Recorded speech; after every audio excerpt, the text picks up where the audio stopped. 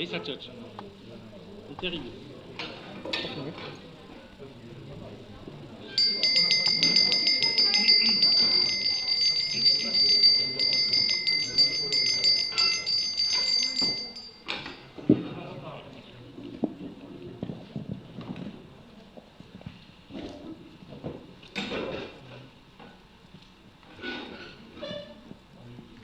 Mesdames, Messieurs, bonsoir. Merci pour votre présence. Merci d'avoir répondu à mon invitation pour ce conseil municipal du 25 novembre 2020. Avant de rentrer dans l'ordre du jour, j'aimerais vous adresser quelques petites informations en propos liminaires. Un petit point que j'ai fait lors du précédent conseil d'administration il y a une vingtaine de minutes à ses membres sur la crise sanitaire que nous traversons et plus particulièrement ici à Montagnac. Je souhaite donc juste rappeler à toutes et à tous que le 12 mars dernier, j'avais pris la décision de déclencher le plan communal de sauvegarde pandémie. Celui-ci nous a permis de nous rassembler. Quand je dis nous, ce sont les élus, les acteurs de la santé de Montagnac, et de mettre en place des outils performants qui nous permettent de dialoguer et de prendre des décisions, donc de s'informer évidemment, et de prendre des décisions très importantes pour notre sécurité collective. Donc ce petit outil, vous l'avez, il est affiché derrière moi, tout le monde le connaît, c'est le petit logo WhatsApp qui nous permet d'être en groupe, donc infirmiers, infirmières, docteurs, aides-soignantes, nous, élus, qui nous échangeons et parmi les décisions et les informations, il y a une dizaine de jours de cela, vous avez vu arriver au fronton un centre de dépistage. C'est la démonstration éclatante de l'utilisation que nous faisons de notre petit outil numérique, puisque nous ne pouvons pas nous réunir souvent pour prendre des décisions, se voir. Nous l'avons fait en septembre, nous l'avions fait évidemment en mois de mars, mais je ne vais pas phagocyter les acteurs de la santé publique qui sont par ailleurs fort occupés. Et je tiens une nouvelle fois à les remercier infiniment pour le travail qu'ils accomplissent pour la sécurité collective, pour nos habitants, tous les soins qu'ils prodiguent. Et ce centre de dépistage, il fonctionne. Il est destiné uniquement et exclusivement, nous l'avons voulu ainsi, aux Montagnacoises et Montagnacois, sur prescription médicale, j'insiste. Et les Montagnacoises et Montagnacois qui ont dû passer par ce centre de dépistage local, de proximité, sont très satisfaits justement de cette proximité. Pas la peine d'aller ailleurs, dans d'autres centres qui sont là aussi fort demandés, où il y a une liste d'attente trop longue. Donc c'est une bonne mesure que nous avons prise.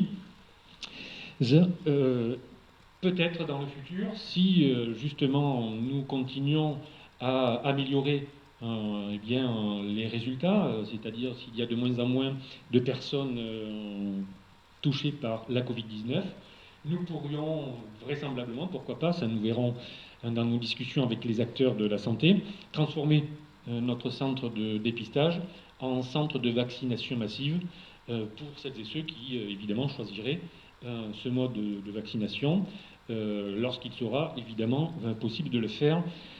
Ça, nous attendrons, évidemment, les avancées de l'ARS, notamment, et des décisions du gouvernement. Donc, voilà, c'est un outil fort apprécié. Je me permets à nouveau, aux membres du conseil municipal, je vous demande d'être le relais, et nous profitons ce soir d'être sur le net.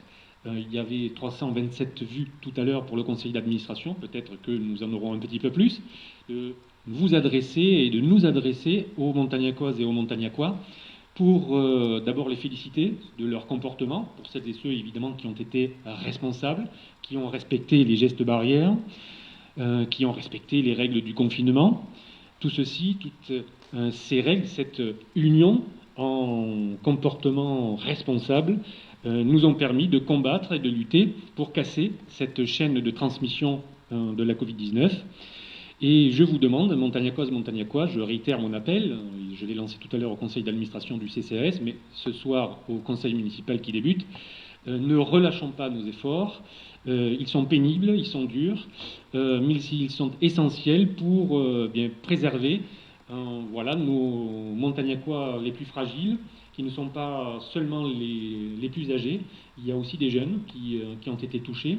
Donc voilà, il faut penser à la sécurité de son prochain, à sa propre sécurité, donc de veiller à toujours maintenir tous ces gestes barrières, et puis à voilà, bien respecter scrupuleusement les consignes du confinement, de l'allègement à partir de samedi de ce confinement.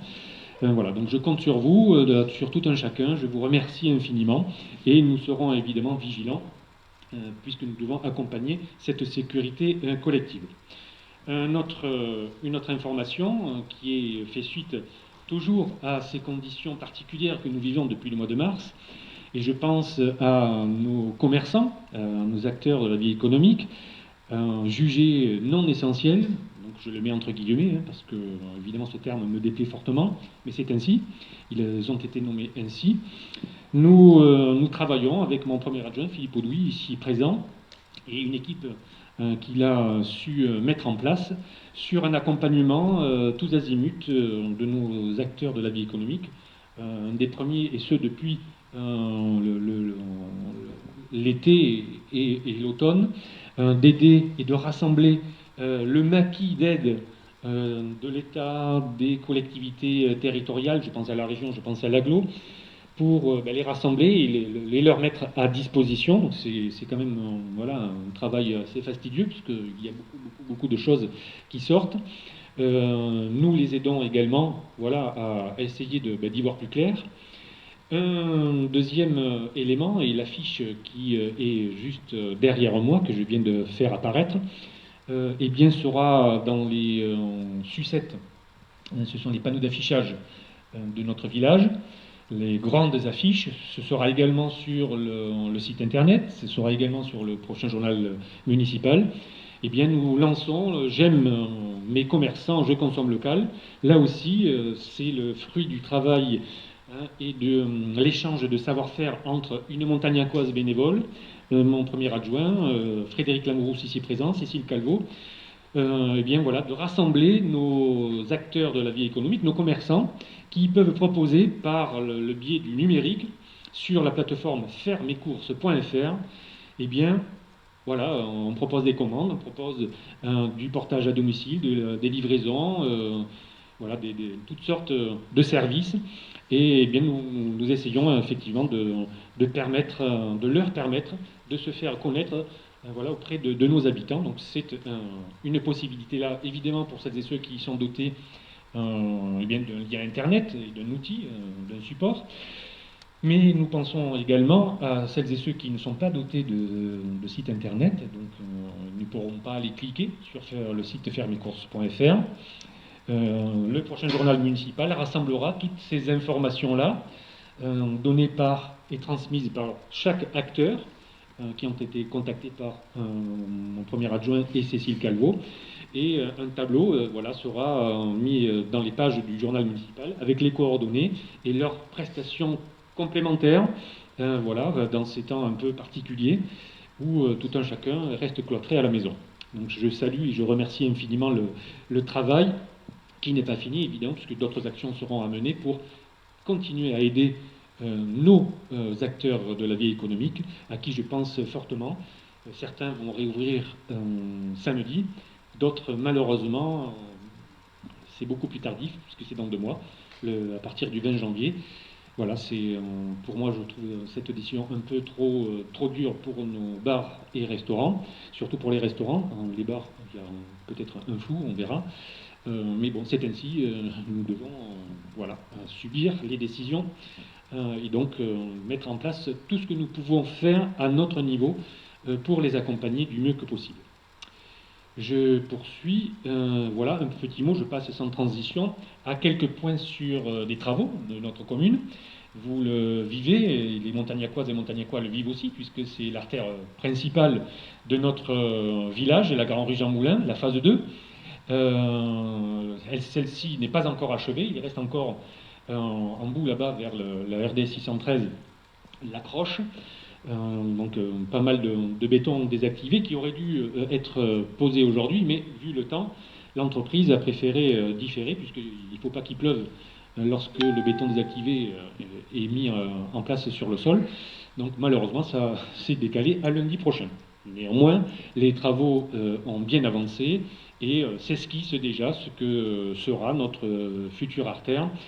Voilà, avec la borne amovible qui sera passée dans quelques jours qui arrivent.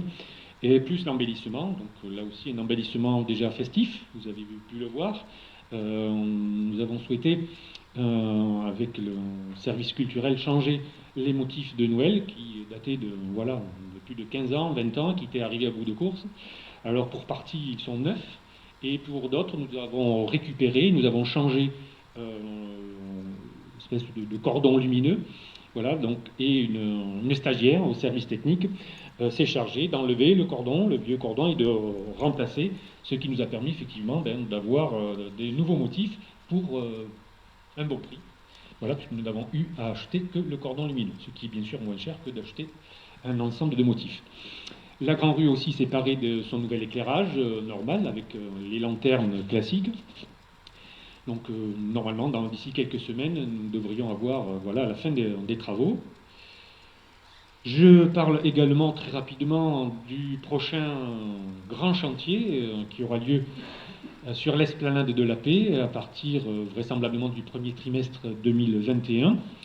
Vous le savez, il y a des gros désordres sur la partie basse de l'esplanade de la Paix et nous devons engager sans plus tarder maintenant les travaux de rénovation et de réhabilitation d'une place centrale et ô combien utilisée par nos habitants. Donc des gros travaux auront lieu sur le bas, évidemment, et après sur tout le plateau, puisque nous restaurerons l'ensemble de l'esplanade de la Paix. Nous positionnerons également, et nous l'avons vu en commission de travaux, de nouveaux WC aériens, donc ils ne seront plus sous l'esplanade, mais sur l'esplanade. Voilà, bien positionnés, accessibles aux personnes en situation de handicap. C'était là aussi pour moi quelque chose d'important, de permettre à tout un chacun de pouvoir accéder à des WC publics. Et puis voilà, donc je vous tiendrai au courant d'ici le mois de décembre sur l'entreprise qui aura été choisie pour mener ces lourds travaux qui dureront pas moins de 5 à 6 mois, donc ça sera long. Il faudra bien sûr que nos habitants soient patients, mais c'est le prix à payer pour restaurer et sécuriser ce lieu important de notre village. Je poursuis dans les informations. Une bonne nouvelle, c'est ce qui est déjà derrière moi, une vue depuis l'avenue Le Baron, des futurs logements de la gendarmerie. Donc effectivement, la semaine dernière, le service de Héros Habitat m'a envoyé un gentil courriel me précisant du démarrage imminent des travaux de construction de ces 26 logements sociaux. Donc vous avez ici une esquisse en vue à plat, et puis, hop, non, je passe cela, et une petite modélisation en vue aérienne oblique de ces futurs logements. Ce qui a été donc retenu, je le répète pour les personnes qui étaient là au conseil d'administration, mais pour le conseil municipal, c'est un projet choisi à l'unanimité par Héros Habitat et par le maire de Montagnac, que j'étais alors en 2018 et que je suis toujours. C'est-à-dire un projet qui, d'abord, est très beau, qui conserve les logements des gendarmes pour les réhabiliter, donc ce qui avait quand même un impact assez important sur l'enveloppe financière, et qui cache en sous-sol les futures places de stationnement de la nouvelle résidence. Donc il faudra trouver un nom. On n'y est pas encore, on verra avec Héros Habitat. Mais voilà, donc c'est une très très bonne nouvelle pour la construction pour nous de logements sociaux et la réponse que nous pourrons apporter avec d'autres projets, dont je reparlerai dans un prochain conseil municipal, de logements qui vont à nouveau être construits sur notre Montagnac afin de satisfaire la demande que nous avons, qui est bien sûr toujours adressé à notre CCAS sous la direction de Florence Quérol et de notre secrétaire Julie Carrière. Donc voilà, ça c'est une très très bonne nouvelle, je voulais faire ce petit point. Je termine dans ces petites annonces sur, bien tout le monde l'a reconnu, cette monstruosité. Alors c'est une merveille de la nature parce que c'est juste exceptionnel de voir des petites bestioles, même si elles sont grosses, faire des nids aussi beaux.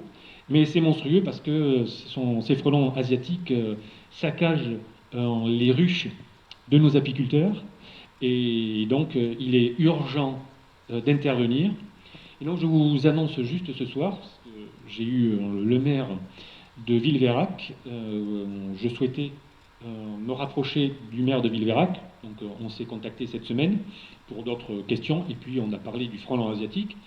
La commune de Villeveyrac, tout comme nous, détient le label Apicité, et dans ce cahier des charges, pour maintenir notre label, c'est pas juste pour faire beau en entrée de ville, c'est vraiment pour nous un engagement.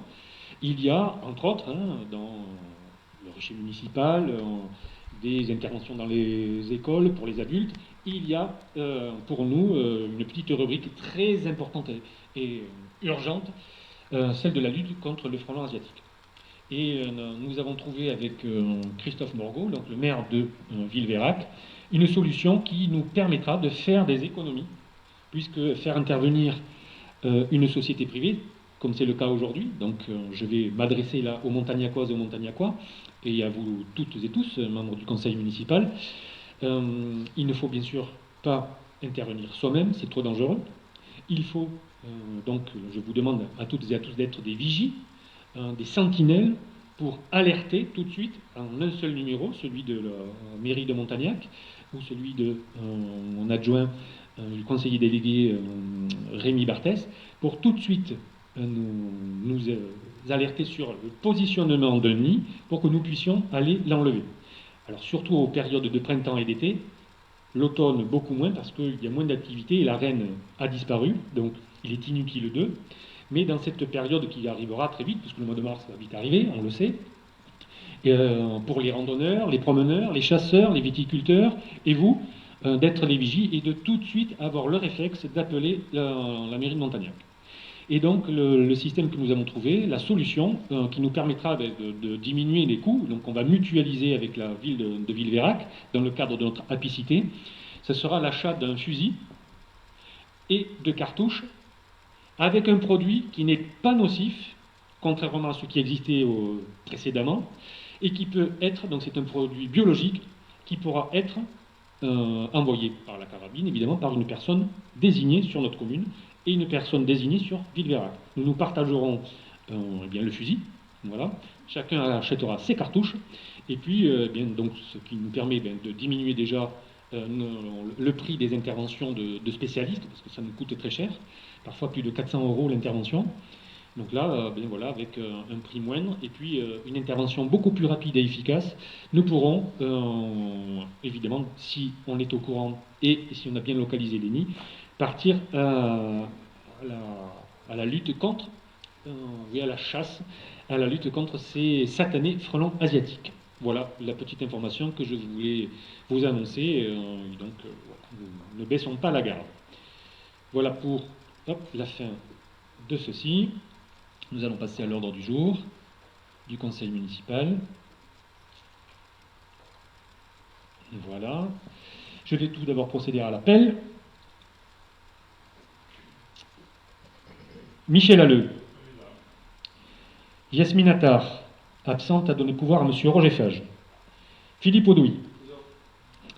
Marie-Claude Baratini. Julien Bardonnèche, absent, a donné pouvoir à M. Philippe Audouy. Rémi Barthès. Nicolas Verdeguer. Geneviève Bernadou. Maïtena Kassat. Florence Quérol. Christophe Desplanques, absent, a donné pouvoir à Sabine Tokoto. Roger Fage. Manuel Garcia. Michel Garcia. Christiane Garrido. Jean-Yves Génère. Jean-Luc Guirao. Catherine Leclerc. Sandrine Legal. Yann Llopis, présent. Louis-Pascal, absent, a donné pouvoir à Jean-Luc Guirao. Nicole Rigaud. Joël Schaeffer. Annick Soufflard Fernandez. Sabine Tokoto, Laurent Tourette et Marie-Thérèse Travès.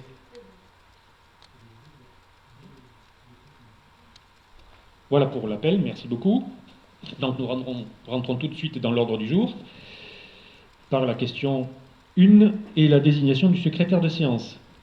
Je vous propose Joël Schaeffer comme secrétaire de séance. Y a-t-il des observations? Qui est contre? Qui s'abstient? Je vous remercie, Joël Schaeffer. Merci beaucoup. Stylo en main, on prend les notes. Question 2, adoption du procès-verbal de la précédente séance. Y a-t-il des observations avant le vote de ce procès-verbal? Pas d'observation particulière, donc nous passons au vote. Qui est contre? Qui s'abstient? Qui est pour? À l'unanimité, je vous remercie. Communication des décisions prises par Monsieur le maire en application de l'article. Il n'y en a pas, tout à fait. Monsieur Bastide, mon secrétaire général des services, me le confirme. Me rappelle que je n'ai pas pris de décision. Donc, merci, Monsieur Bastide. Donc, question 4. Ça, c'est bon. Il faut juste mettre de l'ordre dans mes papiers. Question 2, c'est fait. Question 3. Donc, oui. CAM, groupement de commandes, marché d'impression. Donc je rappelle simplement que notre comité d'agglomération Hérault-Méditerranée propose aux communes membres, à ses 20 membres, de constituer un groupement de commandes pour leur prochain marché d'impression à compter du mois de mars 2021. Vous l'aurez compris, plus on mutualise, plus on fait des économies d'échelle, on réduit des coûts et puis on peut se permettre effectivement d'avoir les mêmes produits à des prix bien plus intéressants. Donc il s'agit simplement de m'autoriser effectivement à participer à cette prochaine commande pour mutualiser l'achat, notamment de papier pour nos imprimantes. Monsieur Bastide? Non? Question? Location d'imprimantes avec les tonneurs et la maintenance.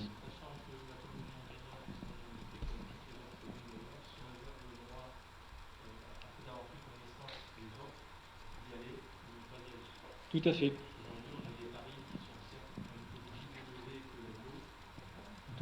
Alors, non, oui, mais il y en a qu'un, mais le fil est assez court. Alors, effectivement, nous verrons en essayant de faire cet appel d'offres et de participer à cet appel d'offres, de voir et nous constaterons si les résultats, les nouveaux prix affichés par une entreprise nous permettront de diminuer les prix actuels avec notre prestataire de service.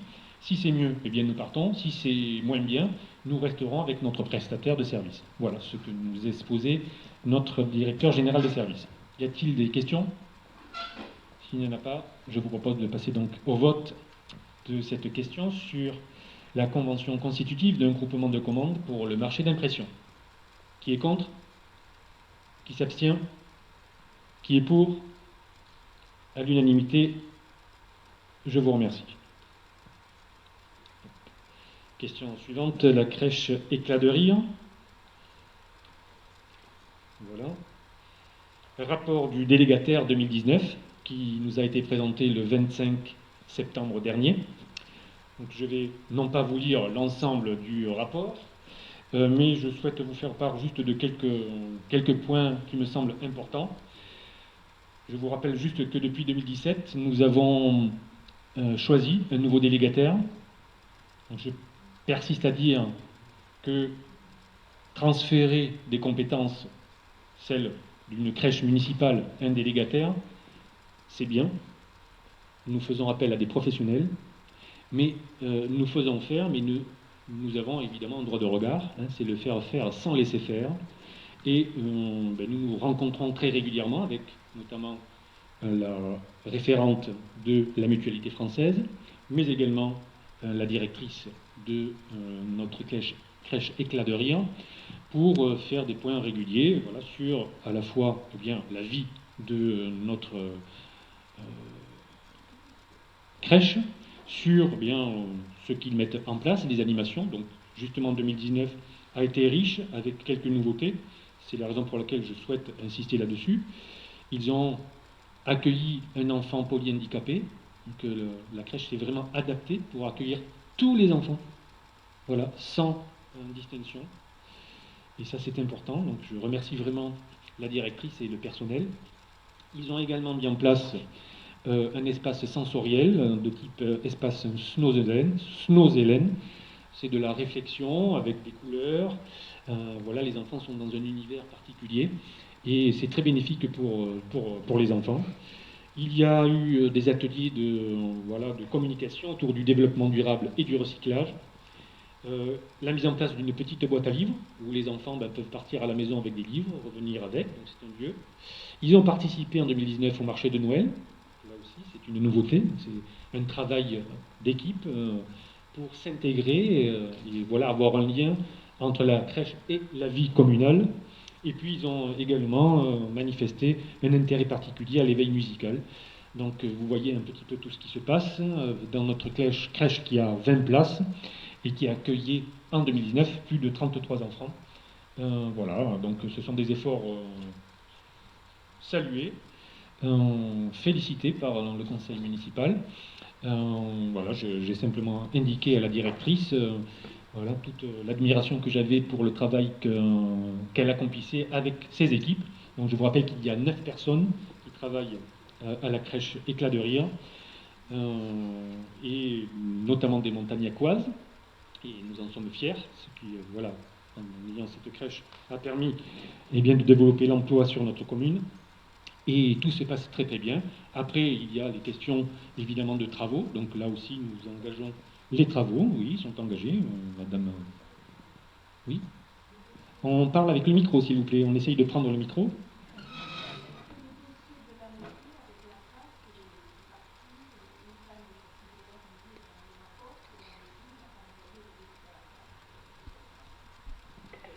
Monsieur Bastide, le dossier de la mairie, CAF. Voilà.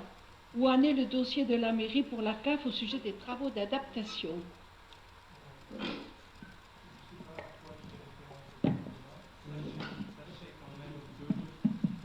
Oui, pardon. Je ne sais pas à quoi elle fait référence exactement. Pour ma part, il y a des devis qui sont en cours s'agissant de la réfection du sol de l'aire de jeu des gamins intérieurs, puisque c'est véritablement ça l'objet. Les devis sont en cours. J'ai demandé à ce qu'on en fasse d'autres, parce que le devis que j'ai reçu aujourd'hui vient d'une société proche de Montagnac, certes, mais qui en fait n'est qu'un intermédiaire. Et je préfère m'adresser directement à l'entreprise qui fabrique et qui vient poser. J'espère qu'on aura des prix plus intéressants. Voilà, c'est ce point-là, je pense, auquel elle fait référence. Voilà, donc tous ces points-là sont évoqués lors de ces réunions en mairie avec la mutualité française, avec la directrice. Et puis nous nous retrouvons effectivement toujours après, au mois d'avril, pour évoquer la rentrée de septembre et donc les inscriptions. Voilà, nous travaillons en toute transparence et nous avons toujours suivi les avis et les préconisations de la directrice. Donc nous n'avons qu'à nous satisfaire de la mutualité française, du travail sérieux de ce nouveau délégataire. Donc vous voyez, je reviens sur le faire sans laisser faire. Sans laisser faire, bien en 2017, nous avions jugé que le délégataire précédent avait moins bien travaillé qu'en début de délégation. C'était People and Baby. Et donc nous avons souhaité changer de prestataire et nous avons bien fait puisque nous sommes très satisfaits. Cette délégation de service public dure 6 ans, donc 3 ans déjà révolus. Et au cours de ce mandat, nous aurons à nouveau à choisir pour 6 années de plus. Peut-être le même délégataire ou quelqu'un d'autre, nous verrons. Si nous sommes très satisfaits, nous pourrons continuer et poursuivre avec eux.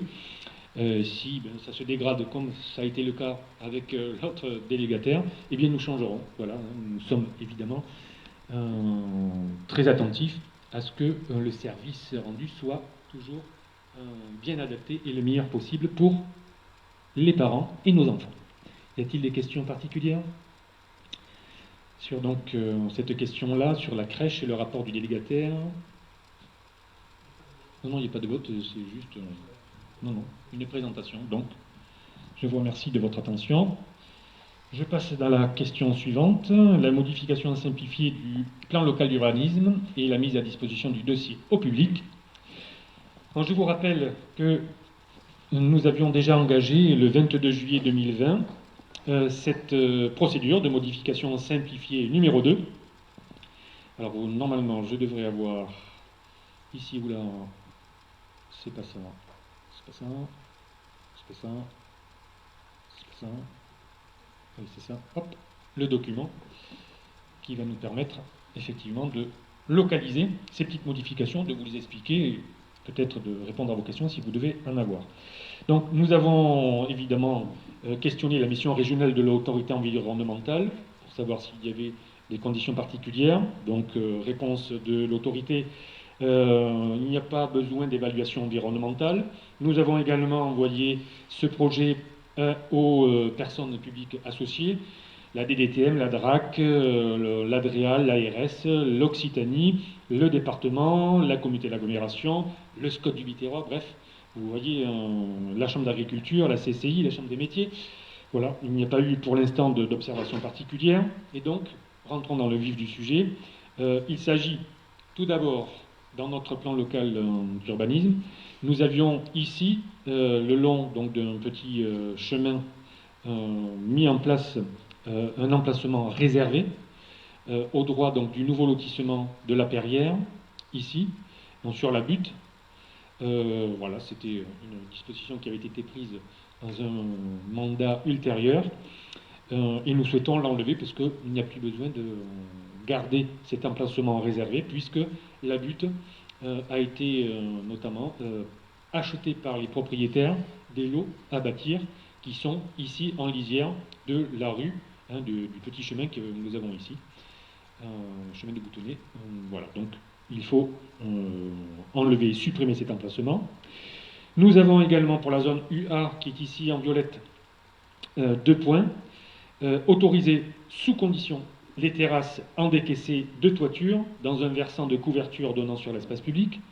Donc c'est là aussi, il faut accompagner le bien-vivre de nos habitants qui vivent dans le centre historique et qui n'ont pas la possibilité d'avoir une terrasse, une cour intérieure, de grands balcons, mais qui peuvent, le cas échéant, avec évidemment une autorisation, là ça leur permettra, si ça n'altère pas la vue générale depuis la rue, eh bien, la possibilité de décaisser leur toit, d'au moins la moitié de leur toit, et de pouvoir avoir une terrasse, voilà, de pouvoir profiter eh bien, de belles soirées du printemps ou de belles soirées d'été.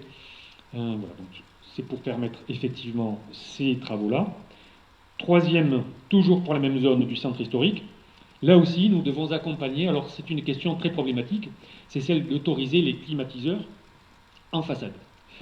Alors je ne suis pas fan des climatiseurs en façade, c'est quand même quelque chose qui n'est pas très beau, mais de 2 choses l'une, ou nous les interdisons tous, et là eh bien, nous condamnons nos montagnacois qui habitent le centre historique, donc dans une zone qui est très minérale, où les rues sont très étroites et où les étés sont de plus en plus chauds, à avoir la sécade, c'est-à-dire à être vraiment très embêtés, et voilà, ça peut altérer vraiment leur santé.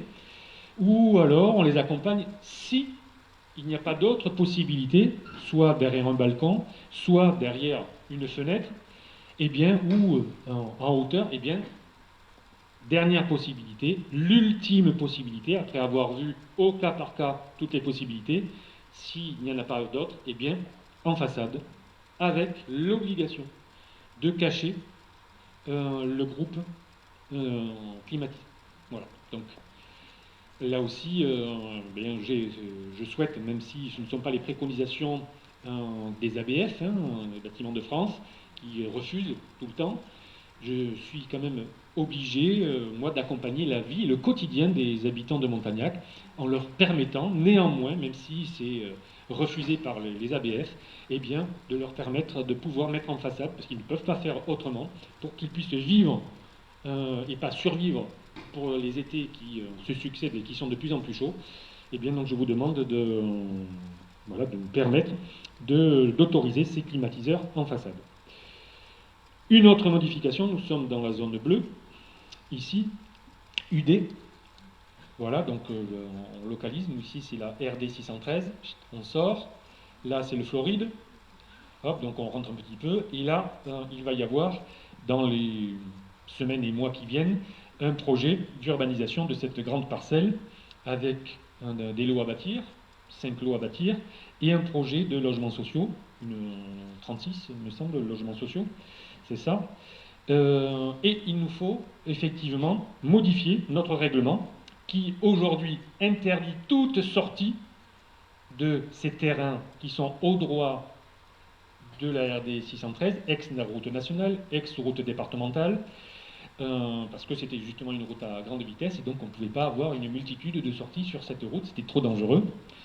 Donc aujourd'hui, comme c'est une route qui a été déclassée, qui n'est plus à grande vitesse, puisque c'est maintenant notre déviation, pour permettre la possibilité à ce projet d'être créé, d'avoir ici la sortie sur la RD 613, eh bien, il nous faut changer notre règlement. Voilà, donc il nous faut supprimer l'interdiction d'accès à l'ancienne RD 613. Toujours dans cette zone bleue, donc là, la zone UD, il nous faut là aussi modifier pour accompagner la vie de nos montagnacquois dans ces zones pavillonnaires, pour autoriser des clôtures ou claire-voie en métal en plus du bois ou du PVC. Voilà, donc il y avait marqué bois et PVC, il n'y avait pas le métal, donc je rajoute le métal pour permettre aux montagnacquois, bien, voilà, en fonction évidemment de leur capacité financière, de pouvoir se diriger vers tel ou tel matériau, voilà, donc de pouvoir faire et mettre leur petite clôture sans être hors la loi. Enfin, toujours dans la même zone bleue, c'est d'autoriser la fermeture des places de stationnement non closes. Là aussi, c'est une forte demande des montagnacquois. Ils veulent être chez eux, ils veulent être sécurisés. Et ces places ouvertes juste au devant de leur porte d'entrée, eh bien, ça ne les met pas en situation de sécurité optimale. Donc, je vous demande voilà, de leur permettre de clore leur stationnement ouvert. Et enfin, dans cette zone, ici, la zone I2AUF, celle du lotissement des Tuileries. Là aussi, c'est un sentiment pour eux un petit peu d'insécurité ou trop de vis-à-vis.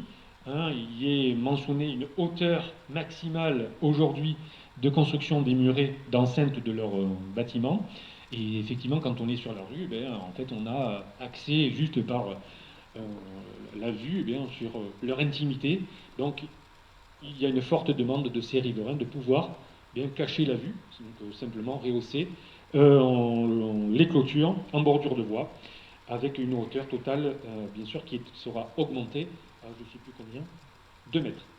Voilà, ce qui se fait par ailleurs. Donc ici, ce n'était pas possible dans le règlement. Donc vous voyez que ce sont des modifications assez légères, somme toute, mais fort attendues par nos habitants. Voilà, y a-t-il des questions ? S'il n'y a pas de questions, je vous propose donc de passer. Oui, comme vous avez dû tous lire sur la délibération, l'objet de la délibération, il vous faut ce soir arrêter les modalités de mise à disposition au public du dossier.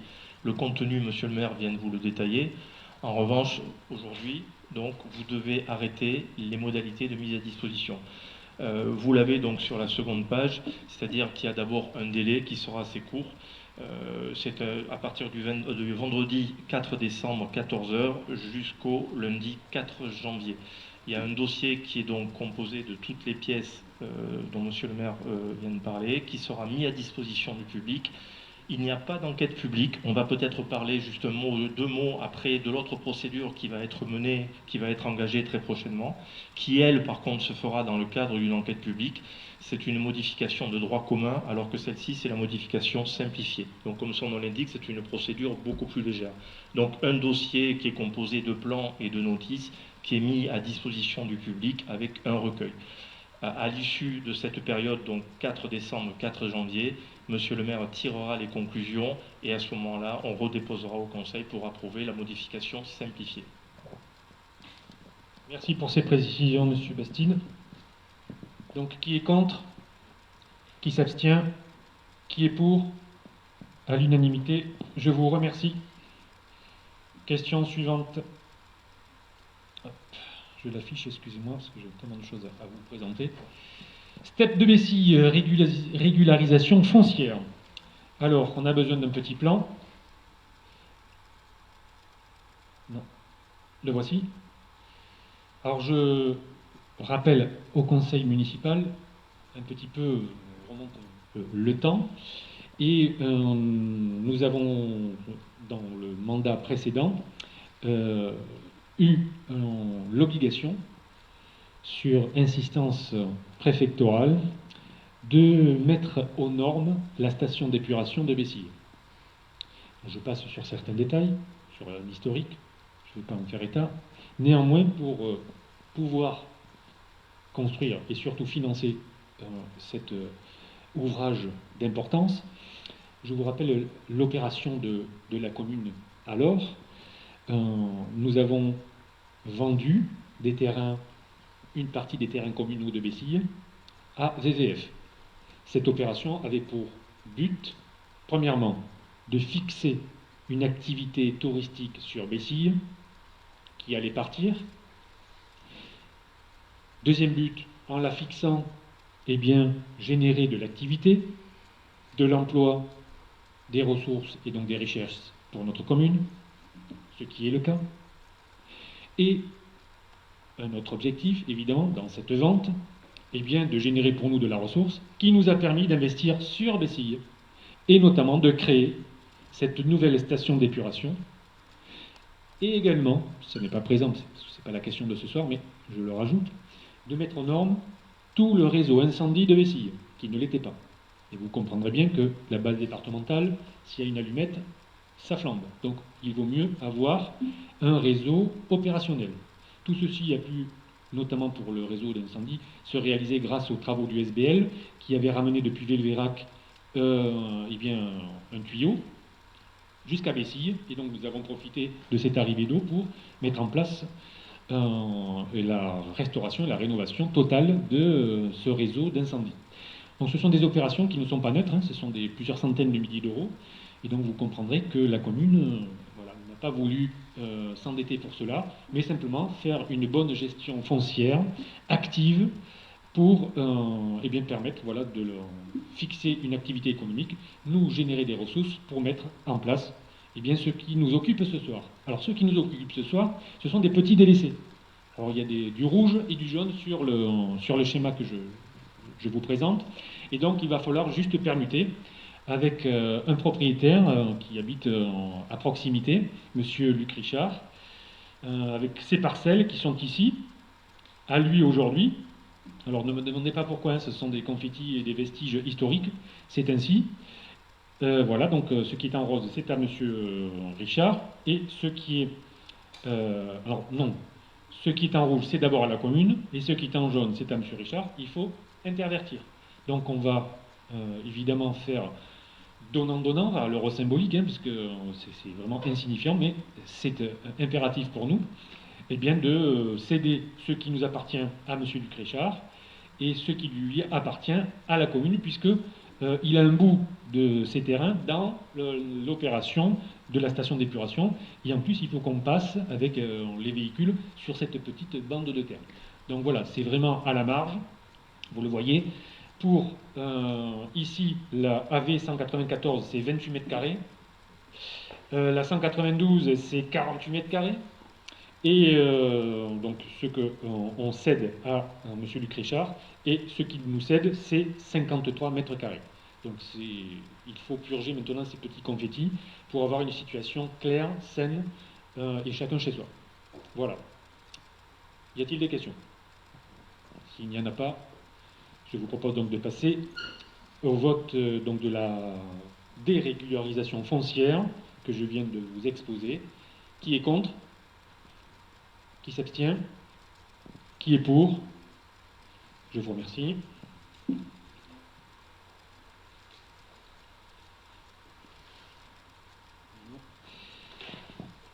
Question suivante.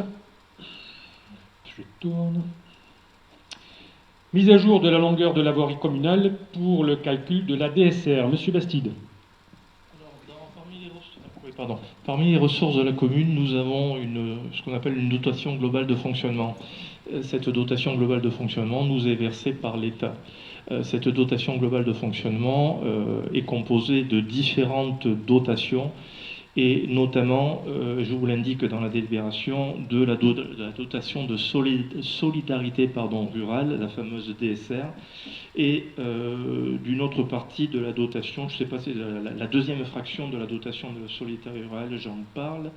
Et il y a une première partie, c'est la DSR dite cible, la fraction. Chaque année, donc ces dotations sont pour partie calculées en fonction du linéaire de nos voies communales. Je dis bien des voies communales et pas des chemins ruraux. Donc c'est la raison pour laquelle chaque année, on réactualise notre linéaire de voies communales avec l'aide du SIG au niveau de l'agglo. Et nous avions donc pris en compte dans la fiche DGF 2020 que j'ai ici une longueur de voirie qui jusqu'à présent était, je vous l'indique également, voilà, et aujourd'hui nous rajoutons 1055 mètres linéaires, soit un total de 58 793 mètres linéaires. Alors pour information, dans la DGF 2020, sachez que, je parle en euros cette fois-ci, la part voirie au niveau de la dotation de solidarité rurale est de 15 957 €, alors que concernant la DSR, mais sur la part cible, c'était 27 932 €, donc à peu près 44 000 €. Donc c'est pas énorme, mais c'est pas neutre. Voilà. Donc cette année, la longueur de voirie a évolué de 1055, puisque là est intégré par contre comment appelle-t-on ça, les tuileries sont intégrées. En revanche, tout ce qui concerne la butte, ça, ce n'est pas encore intégré. Ça ne sera intégré que l'année prochaine, puisqu'on ne les a pas nous-mêmes récupérés. Voilà. Voilà, donc Monsieur le maire vous demande simplement de valider ce nouveau linéaire pour 58 793 mètres. Voilà. Il nous faut effectivement veiller chaque année à intégrer les nouvelles voiries, ne pas oublier de le faire, parce que vous voyez que c'est quand même, ce sont des ressources supplémentaires, complémentaires, qui sont toujours très importantes à avoir. Est-ce que vous avez des questions particulières? Oui, monsieur. Hop, le micro s'il vous plaît, monsieur Génère.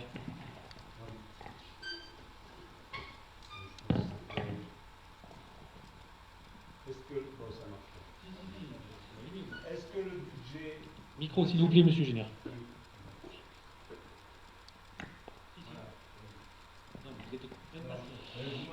Non, non, non, non, non, non, il faut vraiment le mettre. Oui, est-ce que ça marche? Non, je voulais juste savoir si le budget qui est réservé aux voiries va en totalité aux voiries. Le budget investissement que nous mettons chaque année?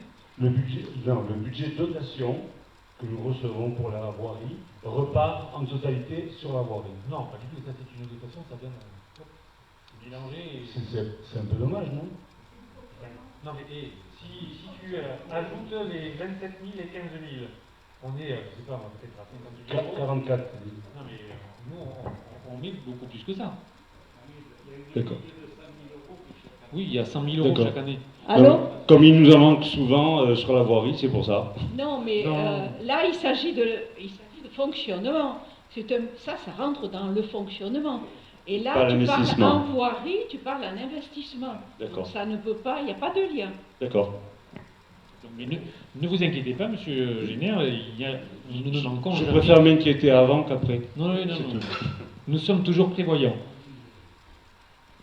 Et nous planifions, vous le savez, comme chaque année, avec monsieur Rémi Barthès et Frédéric Carrien, les travaux à la fois de la voirie rurale, mais également de la voirie urbaine, justement pour nous permettre de respecter un volume d'investissement qui est quand même pas neutre, à 100 000 €, et pouvoir accompagner les réparations nécessaires sur ces voiries-là. Pas d'autres questions? Donc je vous propose de passer au vote de la mise à jour de la longueur de la voirie communale pour le calcul de la DSR. Qui est contre? Qui s'abstient? Qui est pour? À l'unanimité, je vous remercie. Question suivante. Plan départemental des itinéraires de promenade et de randonnée. Allez, monsieur Bastide, faites-nous rêver. Je ne suis pas persuadé que j'y arrive, monsieur le maire. Au niveau du département, il y a effectivement un plan départemental des itinéraires de randonnée. En clair, ce sont essentiellement des chemins ruraux et parfois des voies communales qui font l'objet d'une intention particulière du département parce qu'elles représentent un intérêt soit patrimonial, soit parce qu'elles permettent de relier des sites touristiques ou sportifs intéressants pour le département. L'agglomération, elle, de son côté, aménage sur les communes membres, sur les territoires de ces communes membres, des chemins de randonnée. Et là, en l'occurrence, il s'agit des chemins de VTT que l'agglomération aménage. L'objectif aujourd'hui pour l'agglomération, c'est de faire intégrer ces chemins VTT, ces tracés VTT, dans le plan départemental des itinéraires de randonnée. Ce classement et cette reconnaissance, outre, je pense, certaines aides financières éventuelles que le département peut apporter à l'agglo, mais c'est surtout une protection juridique de ces chemins, puisqu'une fois qu'un chemin rural ou même chemin de service fait l'objet d'un classement au plan départemental, il est de fait inaliénable. Et donc sa pérennité est assurée de l'avenir. Voilà. Il y a un plan qui nous a été fourni. J'ai demandé à ce qu'on le refasse. Et l'exemplaire que vous avez sous les yeux, c'est ce qu'on est capable de faire au niveau du SIG. Il n'y aura pas plus précis que ça. Donc vous avez sur le document un tracé que j'ai repassé en jaune, qui représente ces fameux itinéraires VTT aménagés par l'agglo et pour lequel l'agglomération demande l'inscription au plan départemental. Donc vous voyez que ça couvre à peu près toute la commune. Il y en a 2 qui traversent la commune et qui repartent sur Rome. Vous en avez 2, je pense, ou 3 qui repartent du côté mésois. Voilà. Alors je peux vous donner le détail parce que je l'ai demandé. Alors pour ceux qui connaissent le nom, alors en chemin ruraux, bon ça c'est connu, on a le chemin de Savignac, un qui pour ma part est un peu moins connu, le chemin de la Roue. Je ne sais pas si vous connaissez le chemin de la Roue. Le chemin des Argeliès, on connaît. Le chemin de Marseillan, on connaît. Le chemin des Sacristains, on connaît. Le Mas de Puel, on connaît également. Le chemin de Bessille. Le chemin de Marseillan à Saint-Pons-de-Montchien, celui-ci on le connaît également. Le chemin de Béluguette, Sept-Fonds, on connaît. Et l'ancien chemin de la Grangette à Saint-Pons. Voilà. Il y a également en bordure de voies, exactement de 4 voies communales, donc la voie numéro 9 qui est dite ancien chemin de Loupian. Il y a pour partie l'avenue Emmanuel Arnaud, alors il faudra qu'on voit avec le département dans l'aménagement futur de la seconde tranche. Il y a la voie communale numéro 3, dite de Saint-Pons-de-Montchien. On en a parlé récemment lors de des conseils municipaux, puisque vous vous rappelez que dans l'aménagement, dans le cadre futur de l'aménagement du tourne à gauche qui desservira la ZAC, il y a un dévoiement et une substitution à proximité pour à peu près des surfaces identiques. Voilà. Et on a enfin le chemin de Saint-Philippe. Et on a la voie communale, pardon, j'ai dit chemin, c'est une voie communale celle-ci également, et la voie communale numéro 7, dite d'Acte à Saint-Pons-de-Montchien. Voilà. Je rajoute, non pas à cette délibération ce soir, mais à cette question du VTT sur notre commune, par la communauté d'agglomération, en 2019, ont été placés dans le cadre justement du développement de cette question du VTT par notre comité d'agglomération de mobilier au niveau de notre office de tourisme pour les VTT, pour les vélos, donc du mobilier adapté aux normes. Voilà, donc ça poursuit évidemment toute une politique où il y a eu un équipement dans toutes les communes, dont Montagnac, puisque nous avions un mobilier qui ne permettait pas aux pneus trop gros des VTT de pouvoir bien s'insérer dans les fentes qui étaient au sol, parce que c'était notre mobilier urbain municipal classique assez ancien. Donc, pour nous éviter, nous, de changer en tant que commune ce mobilier, dans le cadre de ce plan et de cette politique justement d'accompagnement du VTT sur les communes de la communauté d'agglomération, il y a eu cet investissement-là de réaliser avec un nouveau mobilier urbain qui permet à tous les vélos de pouvoir être positionné, et puis évidemment avec un dispositif de sécurité, pouvoir aller faire ses courses en toute tranquillité. Donc voilà, ça vient aussi en petit complément et un petit rappel. Est-ce que vous avez d'autres questions? Monsieur Génère, il est bavard ce soir, Monsieur Génère, il y a plein de questions, c'est bien, c'est bien. Si. Soyez patient, monsieur Génère, ça arrive. Ça marche, hein, voilà. Oui, je dis, l'action est parfaite, il n'y a rien à dire. Sinon que ces sentiers sont en permanence utilisés par des motos. Là, cette semaine, il a fait beau. Ça a été des passages et des repassages permanents de motos. Donc, ce que je voulais dire, c'est que tout simplement, il faut aussi penser peut-être à surveiller, à contrôler. Parce que les motos, ça abîme, et c'est pas du tout écologique au moment du printemps quand il y a les couvées. Voilà. Vous m'entendez? Vous avez tout à fait raison, Monsieur Génère. Je vous remercie. C'est pour ça qu'il faut aller à la fin de la délibération. Et à la fin de la délibération, vous avez le point 6, par lequel le conseil municipal autorise son maire à prendre, pour certains tronçons concernant la commune, un arrêté interdisant le passage des véhicules, des 4x4, des motos, et j'en passe et des meilleurs. Oui, mais alors, l'arrêté c'est très bien, mais il faut surtout qu'il soit respecté. On est bien d'accord là-dessus. Ça, c'est une autre paire de manches. Hein. Eh oui, Monsieur Rémi Barthès. Moi, j'avais une autre question, c'est au niveau, pareil, je pense que si c'est pareil pour la dernière délibération que vous dites, où monsieur le maire peut prendre un arrêté, c'est le chemin qui va de Saint-Pont-de-Mochène à Agde. Je pense qu'il doit traverser le pont de Sept-Beau. Ce chemin, non? On n'a pas l'itinéraire voilà, en détail, je mais... pense que, voilà, il faudrait regarder par rapport à cet itinéraire où le pont de Sept-Beau l'a interdit Aux véhicules lourds. Aux véhicules et aux piétons aussi. Non, pas aux piétons, non. Si. C'est le pont romain, non? C'est le pont romain. Celui de... On devait faire... Oui, non, il est disponible. Enfin, le passage pour les piétons est possible. C'est uniquement pour les véhicules lourds, là c'est interdit. Pour les vélos, je crois qu'on avait, non? À regarder, à vérifier. Alors, regarder ça aussi Donc, pour savoir. il faudra juste vérifier. C'est surtout le regarder. Oui, tout à fait. Alors, tiens, petite parenthèse, hein, je profite de l'évocation du pont de Saint-Aubeau. Je rappelle au conseil municipal que j'ai souhaité, sans tarder, faire un diagnostic de tous nos ponts, tous sans exclusive et sans tarder, par une société, la société notamment CEDOA, qui nous a construit le pont du plan Saint-Thomas, aider justement à diagnostiquer le pont de Saint-Aubeau comme étant plus que dans un état critique, donc il fallait le fermer. Et au vu déjà des résultats du premier pont et de notre première analyse, j'ai demandé au service technique à M.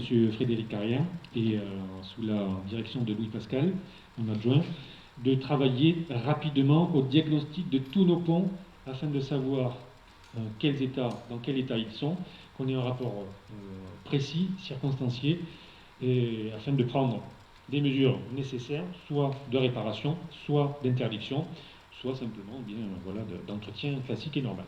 Nous avons également demandé, puisque nous avons un pont qui appartient au département, qu'il nous fasse passer le rapport, notamment de l'avenue de Verdun, parce que là, je ne vais pas financer l'étude de ce pont qui ne nous appartient pas, donc comme eux ont déjà un rapport, qu'ils nous transmettent ce rapport-là, et je vous rendrai compte de l'état de nos 22 ponts, ou 23, que compte la commune de Montagnac. Donc pour l'instant, il faut le fermer.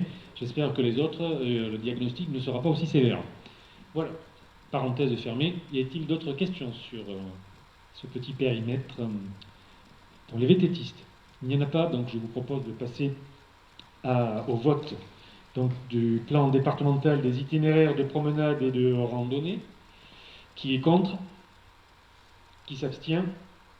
Qui est pour? Je vous remercie à l'unanimité. Question suivante. Oui, on revient au plus. Opposition au transfert de la compétence du plan local d'urbanisme.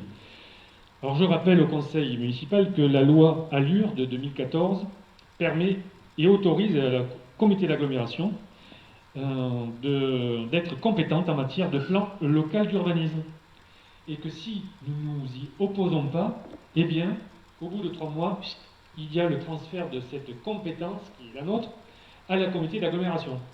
Donc, comme pratiquement tous les autres maires de la communauté d'agglomération et les maires de France et de Navarre, nous sommes attachés à la maîtrise de notre plan local d'urbanisme, c'est-à-dire à l'aménagement urbain décidé par le maire et le conseil municipal de la localité, et pas par une annexe, c'est-à-dire la communauté d'agglomération, même si elle est noble et j'y siège aussi, et que nous sommes évidemment tous on regarde le même horizon, mais nous ne souhaitons pas confier l'avenir de notre commune à un organisme quel qu'il soit. Nous voulons le garder. Donc, les conseils municipaux de mes chers collègues ont pris la même décision.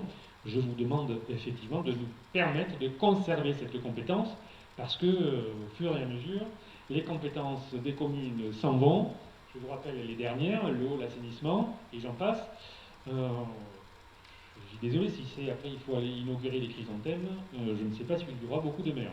Donc, pour nous permettre effectivement de maîtriser notre avenir, voilà, notamment bien, notre forme urbaine, la préservation des milieux, bref, faire ce que nous avons envie de faire, parce que nous connaissons mieux que quiconque notre commune, et bien de pouvoir s'opposer à ce transfert de compétences. Est-ce qu'il y a des questions? Des précisions? Je pense que j'étais assez clair. Il nous faut garder cette compétence. Donc nous allons passer au vote sur l'opposition au transfert de la compétence PLU. Qui est contre?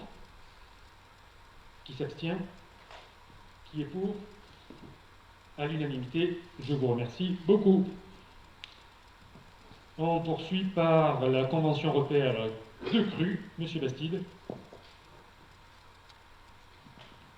Oui, comme nous vous l'indiquons donc sur la délibération qui n'est pas encore derrière moi, mais qui devrait arriver, il y a une obligation pour les communes, c'est d'informer leurs habitants actuels et futurs des risques d'inondation des terrains qui sont leur propriété.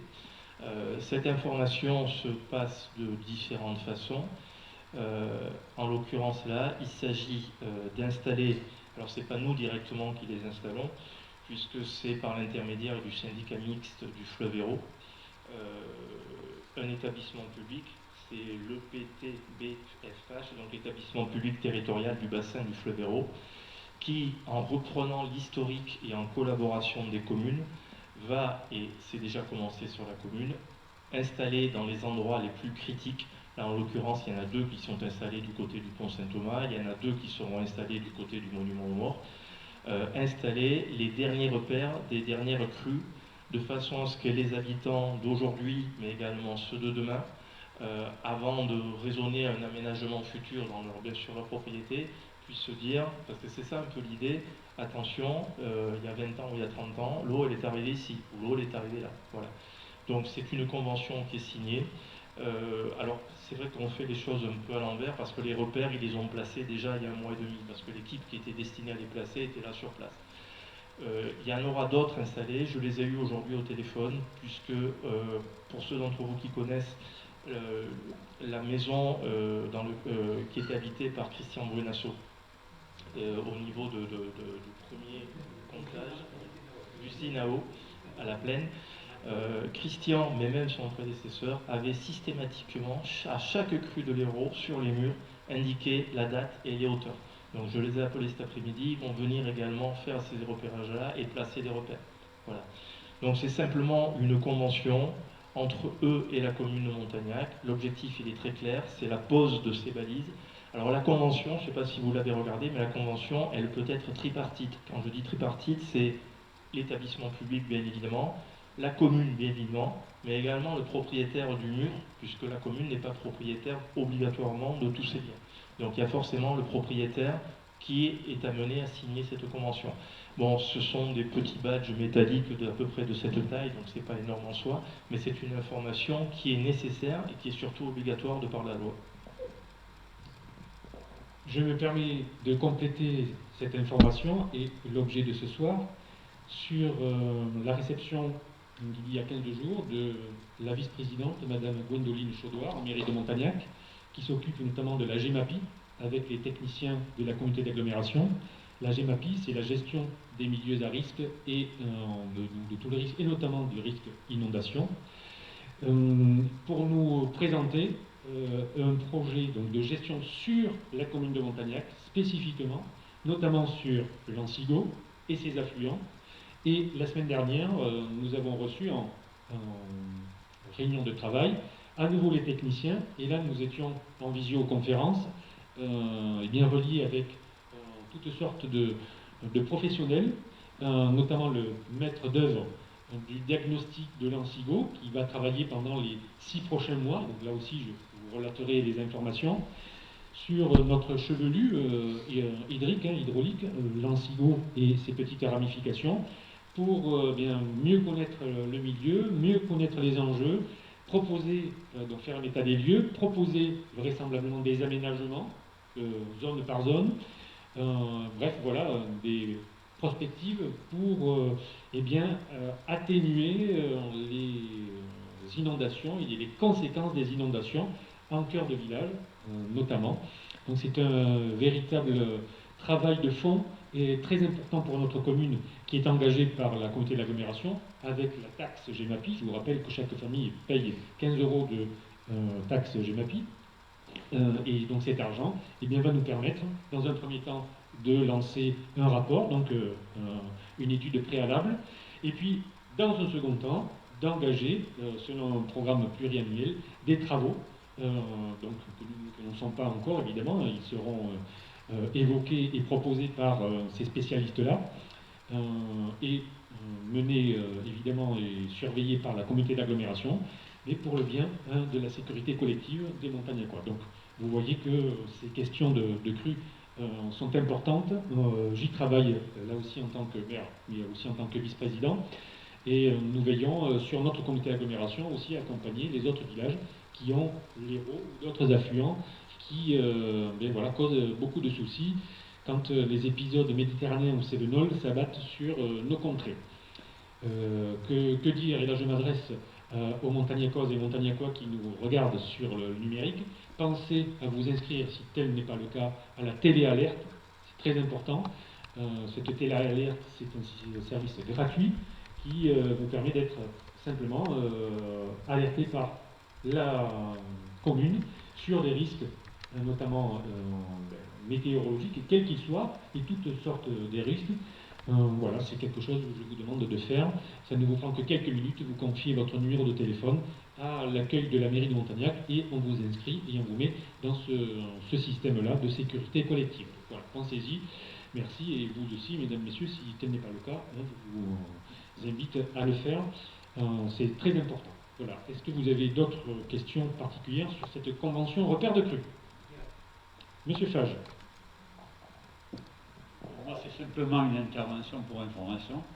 Je voudrais rappeler que dans le cadre du traité de concession et de réalisation de la SAC, on a prévu au niveau des financements par les aménageurs une participation de la part des aménageurs, de Montagnac Aménagement. Alors, je ne sais pas si ça s'intègre, si on peut l'éviter, mais en tout cas, il faut s'en souvenir et voir dans quelles conditions on peut effectivement affecter cette réserve financière. Parfait, merci Monsieur Fage. Pas d'autres questions particulières? Donc je vous propose de passer au vote de cette question sur la convention repère de crues. Qui est contre? Qui s'abstient? Qui est pour? À l'unanimité, je vous remercie. Question suivante. Comité d'agglomération, clette définitive. Donc je rappelle qu'il s'agit de la commission locale d'évaluation des charges transférées, c'est la clette, de la commune à la communauté d'agglomération. Le montant n'a pas changé, 58 380 €. Donc il s'agit effectivement de pouvoir me permettre de nourrir notre participation à la communauté d'agglomération. Voilà, tout ceci permet Notamment, nous avions transféré alors à la communauté d'agglomération certains services avec du personnel. Donc il s'agit effectivement de pouvoir participer à ce transfert de charges, donc pour un montant de 58 380 €. Y a-t-il des questions? Donc s'il n'y en a pas, on passe au vote de la quête définitive 2020 pour un montant de 58 380 €. Qui est contre? Qui s'abstient? Qui est pour? À l'unanimité. Je vous remercie. Je passe la parole à M. Bastide pour la question suivante. C'est la commission communale des impôts directs. Et donc là, il a fallu faire un complément de personnes, donc de contribuables, pour composer cette commission. Il nous a fallu trouver donc 16 autres personnes. Et nous allons vous faire vous communiquer la liste de ces 16, plus les 16 qui sont déjà nommés, ce qui fera une commission de 32 personnes que nous devons transférer le plus tôt possible à la préfecture. Donc, M. Bastide, lecture des heureux candidats. Je vous rappelle simplement, comme nous l'indiquons dans la délibération, c'est que l'ordre de cette liste n'a aucune incidence, puisque de toute façon, en dernier ressort, c'est le directeur départemental qui va procéder à un tirage au sort. Donc, contrairement aux années passées, il n'y a pas de titulaire, il n'y a pas de suppléant. Seul le directeur, lui, après avoir fait son tirage au sort, va désigner les 8 titulaires et 8 suppléants. Voilà. Monsieur le maire restant, quoi qu'il arrive, président de la commission. L'ordre que je vous donne, je vous l'ai dit, n'a aucune incidence sur, et de même qu'il n'y a pas d'ordre alphabétique. Donc, tout d'abord, je vous cite les 8 plus 8 que vous aviez lors d'une des précédentes séances intégrées. Donc Sabine Tokoto, Louis Pascal, Maïté Nakassat, Laurent Tourette, Roger Fay, Jean-Luc Guiraud, Joël Schaffer, Sandrine Legan, Marie-Claude Baratini, Philippe Audouy, Nicolas Berdeguet, Jean-Michel Bonafou, Jean-Yves Génère, Florence Quérol, Catherine Leclerc, Michel Garcia. Et on ajoute 16 noms de plus. Roger Gobert, Gérard Bataillon, Marie Halleux, Francis Fayoriès, Didier Gadéa, Rémi Martès, Nicole Rigaud, Manu Garcia, Christiane Garrido, Michel Halleux, Marie-Thérèse Travès, Josette Menchard, Annick Fernandez Soufflard, Marc Belin, Alex Fongra et Jacques Verastegui. Donc on a bien aujourd'hui 32 noms et nous transmettons cette liste donc à la direction. Voilà, vous savez tout. Y a-t-il des questions? Donc, pour la commission des impôts directs, communale des impôts directs, qui est contre? Qui s'abstient? Qui est pour? À l'unanimité, je vous remercie. Monsieur Tourette, vous allez prendre le micro pour la subvention aux associations. Et oui, vous allez parler, monsieur Tourette, quand même. Subvention aux associations d'exercice 2020, pétanque et club forme. On vous écoute. C'est le club forme qui demande une subvention concernant la zone à la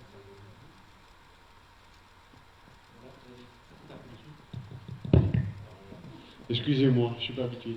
C'est un vrai le club forme qui demande la subvention de 200 € concernant la journée de la dame, de la femme, qui était en partenariat avec Marie-Claude Baratini. Qui peut peut-être en dire un mot. Oui. Oui, 150 €. Donc, et après, voilà. En fait, c'est lors de la journée de la femme, le dimanche matin, on prévoit toujours une matinée sportive au féminin. Et donc, elles ont organisé 2 cours, un sur un cours fitness basé un cours basé sur des, avec des bâtons. Voilà. C'était une découverte. Et puis après, il y avait un cours de yoga. Et là, une trentaine de femmes ont participé et découvert un petit peu les activités sportives que présente le club forme durant l'année. Voilà. Merci, on passe maintenant à la pétanque. Concernant la subvention de la pétanque, c'est une subvention de 200 € qui concerne le concours de pétanque du 14 juillet, qui a été réalisé en bas. Voilà. 200 €, oui. Voilà. Y a-t-il des questions? Donc, subvention aux associations, pétanque 200 euros, club forme 150 euros. Qui est contre? Qui s'abstient? Qui est pour? À l'unanimité, je vous remercie. Monsieur Bastide, budget prévisionnel 2020, admission en non-valeur, produits irrécouvrables. Donc, il s'agit maintenant, et à la demande du Trésor public, vous le savez, le Trésor public a pour mission notamment d'encaisser les recettes dues aux communes.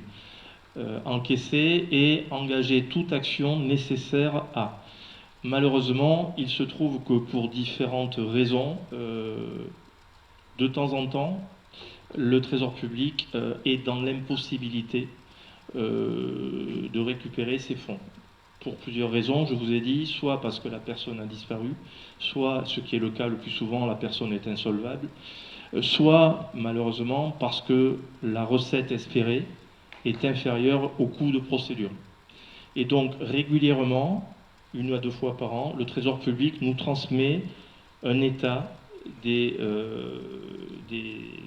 recettes qui ne peuvent pas être encaissées et nous demande, pour plus de clarté dans nos comptes, de bien vouloir ce qu'on appelle admission en non-valeur, puisque ce sont des sommes qui ne peuvent être encaissées.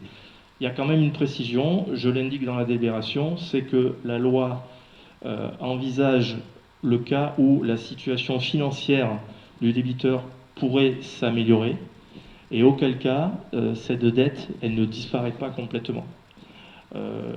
Très sincèrement, on ne l'a jamais mis en application parce que c'est très compliqué. Voilà.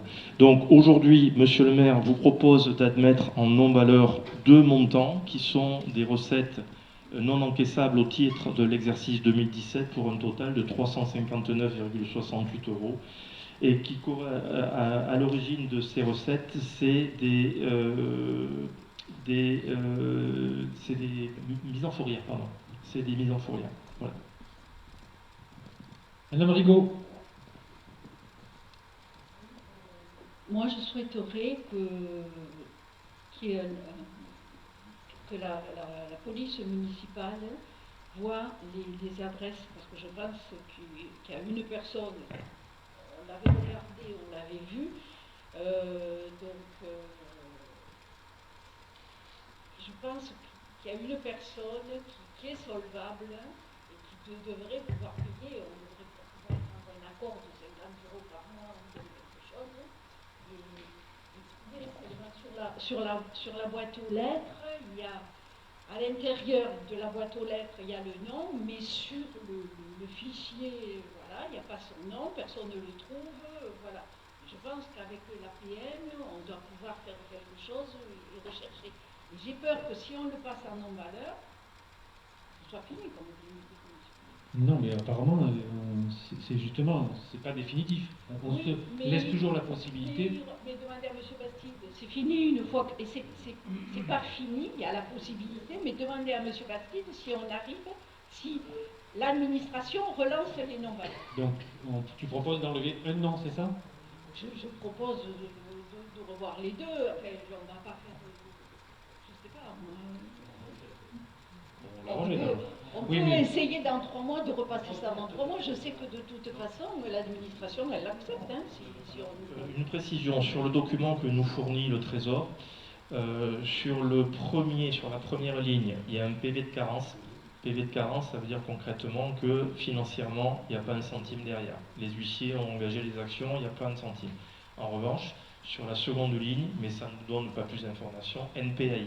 NPAI, effectivement, c'est n'habite pas à l'adresse indiquée et demande de renseignements négatifs. On peut effectivement demander à la police municipale qu'ils aillent plus loin si le Trésor vous suit derrière.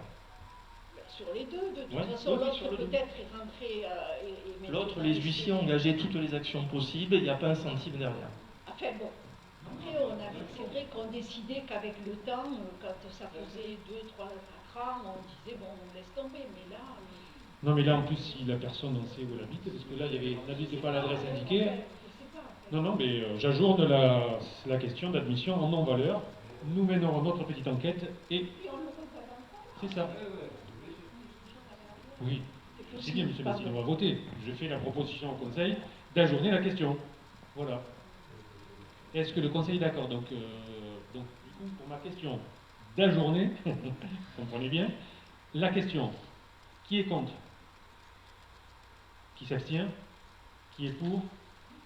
Question ajournée. Hop. Merci M. Guiraud. Voilà, vous avez les noms des personnes concernées. On mènera une petite enquête.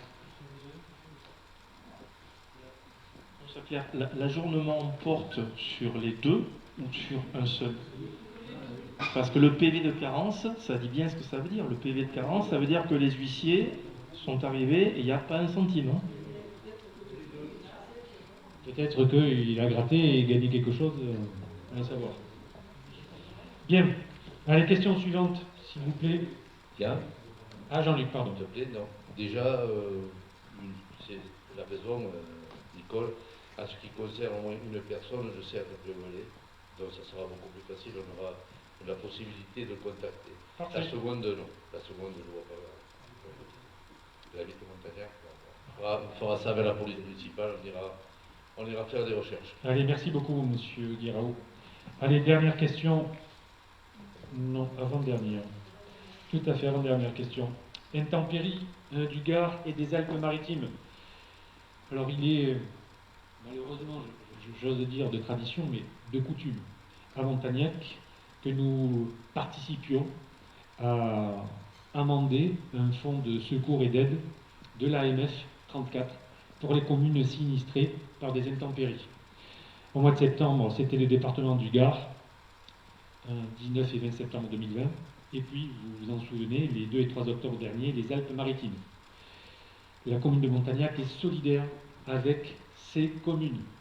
Et je vous propose de voter un montant de 2 000 € qui sera envoyé à l'AMF 34 pour participer à l'aide financière plus que bienvenue et souhaitée et attendue par ces communes-là.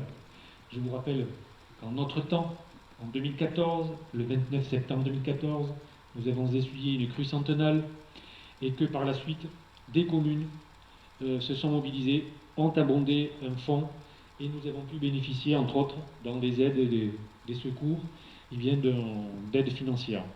Donc Montagnac se souvient, Montagnac est solidaire, et nous apportons notre modeste contribution à leur sinistre par le biais de l'AMF 34. Voilà.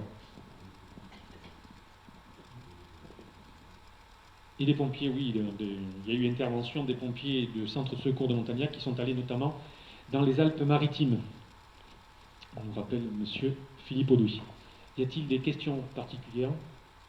Non? Donc je vous propose de voter pour cette aide, cette solidarité à la l'AMF 34 pour les intempéries du Gard et des Alpes-Maritimes pour un montant de 2 000 €. Qui est contre? Qui s'abstient? Qui est pour? À l'unanimité, je vous remercie infiniment. Enfin, dernière question à l'ordre du jour. Budget prévisionnel 2021, autorisation d'engagement des dépenses par anticipation. Monsieur Bastide. Oui, là on parle de continuité des services publics entre deux exercices. Puisque si ce dispositif n'existait pas, ça voudrait dire qu'arrivé au 31 décembre, et dans l'attente du vote du budget de l'exercice précédent, on ferme la mairie et on ne dépense plus et on n'encaisse plus rien. C'est la raison pour laquelle le Code général des collectivités territoriales prévoit deux dispositions. Les premières, s'agissant des dépenses de fonctionnement, donc bien évidemment la collectivité continue à fonctionner par rapport à ce qui a été encaissé et dépensé recettes de l'exercice précédent. En revanche, sur l'investissement, le Code prévoit préalablement une autorisation donnée par l'Assemblée au maire d'engager les dépenses d'investissement à hauteur du quart. Bien évidemment, en ce qui concerne la dette, ça c'est de fait, c'est autorisé, c'est même une obligation. Donc, Monsieur le maire vous demande simplement ce soir de l'autoriser à engager, mandater, liquider les dépenses d'investissement de l'exercice 2021 à l'avance, c'est-à-dire avant le vote du budget de l'exercice 2021, sur la base des chiffres que nous vous indiquons, qui tout simplement représentent le quart des résultats du compte administratif de l'exercice. Voilà. vous avez la lecture du tableau qui apparaît à l'écran. Voilà pour les crédits ouverts, pour les immobilisations incorporelles, 45 318 euros, pour un montant autorisé donc de 11 329 euros. Les immobilisations corporelles, un crédit ouvert de 1 184 055 euros, mais une autorisation de 296 013 euros. Les immobilisations en cours pour 2 469 194 euros, vous m'autorisez à 617 298 euros, soit un montant total de 924 640 euros. Je suis désolé, je vous ai dit une bêtise. Je vous ai donné comme référence les chiffres du compte administratif 2020, bien évidemment. C'est les chiffres tels que vous les avez votés dans le budget de l'exercice 2020. Voilà, précision étant apportée, est-ce que vous avez des questions? Si vous n'en avez pas, je vous propose donc de voter pour l'autorisation d'engagement des dépenses par anticipation pour le budget 2021. Qui est contre? Qui s'abstient? Qui est pour? À l'unanimité, je vous remercie. Avant de partir, je vous ai dit que c'était les dernières questions de l'ordre du jour. Mais j'ai 3 petites questions du groupe d'opposition. Donc la première, je cite, je voudrais bien trouver 6 juin les questions du groupe pour le prochain conseil. Réévaluation de la gratuité du marché pour les exposants sur 2019. Alors, j'ai une question à votre question. Oui, 2019, point d'interrogation. Donc je pense que c'est 2020. Je vous rappelle que la gratuité du marché avait été votée pour aller jusqu'au mois de septembre 2020. Donc la gratuité, ce qui a été effectivement acté. Nous n'avons pas perçu de somme particulière pour ces mois passés. Et jusqu'à la fin de l'année, rappelez-vous, jusqu'au 31 décembre, pour alors, les bars et les restaurants pour les terrasses. Malheureusement, bon, ils n'ont pas réouvert, mais c'est pas grave, ça court toujours. On ne sait jamais si ils ont une bonne nouvelle, et je le souhaite de tout cœur. Cette gratuité donc, court jusqu'au moins au 31. Nous verrons après en janvier si nous devons prendre d'autres mesures pour les bars et restaurants. En tout cas pour les exposants du marché, donc les marchands non sédentaires. Quelle est votre question, puisqu'ils ont eu ces 6 mois gratuits? Alors, j'ai eu un petit écart entre le débat qu'il y avait. Il y a eu un petit écart entre le débat qui avait eu lieu ici au mois de septembre, si je me souviens bien, ou même un peu plus Juillet. Sur le fait que vous aviez proposé 3 mois qui se sont retrouvés être 4 mois dans le MNV et que j'avais proposé 6 mois adoptés par l'Assemblée. Je pensais qu'on en était donc à 6 mois. Je vous ai rencontré et vous m'avez expliqué que en fait, la proposition que vous avez faite au départ, au préalable, était bien plus intéressante que les 6 mois que je pensais que nous avions adoptés. Alors je vous explique. Alors, voilà, Votre calcul, non mais c'est simple, votre calcul partit du mois de mars. Si on fait 6 mois depuis le mois de mars, ça va jusqu'en septembre. Donc c'est fait. Moi je proposais 4 à partir du mois de juin. D'accord? Donc il y avait un mois de plus, c'est tout. Sachant que les marchés, donc les marchands non sédentaires, fonctionnent. Donc je veux dire, ils travaillent, ils ne sont pas pénalisés autant. Donc c'est pour ça que je proposais moins que vous, en mois. On proposait quand même quelque chose parce qu'ils ont pris le bouillon pendant la première période du confinement, évidemment, quand le marché a été fermé. Mais voilà, donc après le but c'est pas de détendre pour eux parce qu'eux, ils travaillent quand même, hein, donc ils n'ont pas vu leur activité et au contraire, ils sont somme toute assez satisfaits à Montagnac, même si c'est pas évidemment, ils ne sont pas tous aux anges, mais ils fonctionnent très bien, ils marchent très très bien. C'est des questions que je leur pose très régulièrement le vendredi matin quand je fais mon petit tour de marché. Je prends le pouls de nos marchands non sédentaires. Ceux-ci ont été satisfaits de ces périodes de gratuité. Donc on peut la prolonger d'un mois, mais je n'irai pas au-delà, parce que comme ils travaillent, vous comprendrez bien que voilà, ils doivent s'acquitter après, puisque ça fonctionne, ils ne sont pas pénalisés par cette période particulière, et que nous avons quand même besoin un petit peu de rentrée d'argent. Donc la question, c'était en fait le calcul du point de départ du mois de mars. Oui, c'est ça. La question, c'était est-ce que les 6 mois sur lesquels nous étions mis d'accord intégraient ou non la période pendant laquelle ils n'ont pas fait de marché? Oui, oui. Ah non, mais non. Après, il y a la suite. Hein. Ils sont venus, ils n'ont pas payé. Hein. Oui. Oui, non, ils étaient là, ils n'ont pas payé. Je veux dire, oui. Donc, pendant 4 mois, 3 mois. Ils n'ont pas payé pendant 3 mois. Monsieur Bastide, je n'ai pas le tableau sous les yeux. Il y a eu des encaissements de janvier jusqu'à mi-mars à 4163 et des encaissements de septembre à octobre pour 1668 euros. Voilà. Si on calcule, ça fait combien de temps ça? Oui, moitié. Donc 4 mois et demi. Et pas 6. Oui, c'est plus que 4. Mais pas 6. Donc, il reste qu'un mois, donc on verra de rajouter pour arriver, donc 4 et demi. Il reste un mois et demi alors. C'est ça? Ah ben.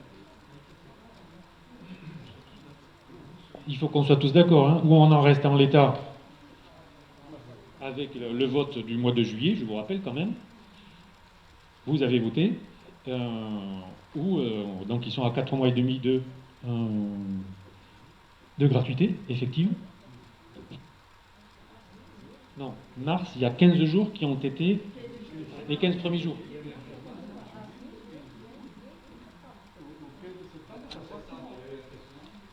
En septembre, il y avait un encaissement aussi.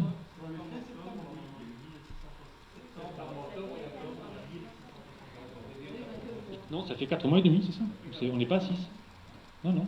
Ah, ça fait 5 mois et demi. Ça fait 5 mois et demi. Ah, 5 mois et demi. Donc il reste un demi.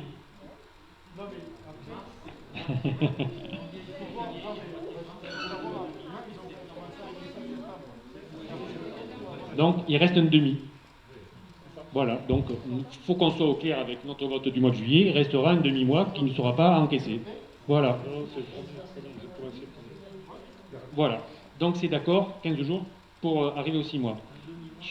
Je vous remercie. Oui, c'est pas une supplémentaire. C'est pour arriver aux 6 mois qu'on a voté. C'est ça. Allez, deuxième question. Je voudrais avoir le document, s'il vous plaît, M. Bastide, pour la deuxième question. Proposition d'instaurer une deuxième date de marché pour les producteurs locaux exclusivement.